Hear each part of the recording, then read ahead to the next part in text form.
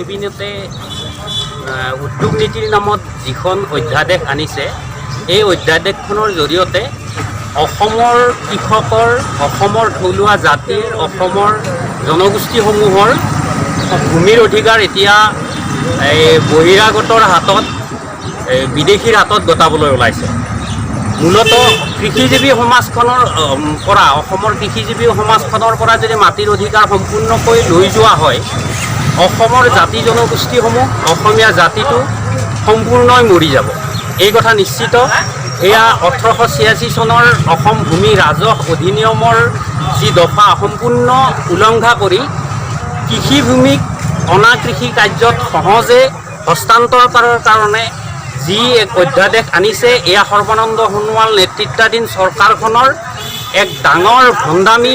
এয়া পৰিৱৰ্তনৰ নামত সম্পূৰ্ণ ধাপ্পাবাজি। তাৰ পিছে তাৰ জৰিয়তে যেনেকৈ হিন্দু বিদেশীখিনিক অসমত সংস্থাপিত কৰাৰ এটা লাইন তেওঁলোকে খাৰা কৰিলে, তাৰ পিছে এই নতুন 29 জুন তাৰিখৰ যিখন অধ্যাদেশ, এই অধ্যাদেশৰ জৰিয়তে অসমৰ জনগোষ্ঠীসমূহক ভেটিৰ পৰা উচ্ছেদ কৰাৰ কাৰণে সৰ্বানন্দ সোণোৱাল নেতৃত্বাধীন চৰকাৰখনে এক ডাঙৰ ষড়যন্ত্ৰ কৰিছে। আৰু আমি এই কৃষক মুক্তি সংগ্ৰাম সমিতিয়ে এই ষড়যন্ত্ৰ যিকোনো আন্দোলনৰ জৰিয়তে আমি এয়া প্ৰতিহত কৰিমেই।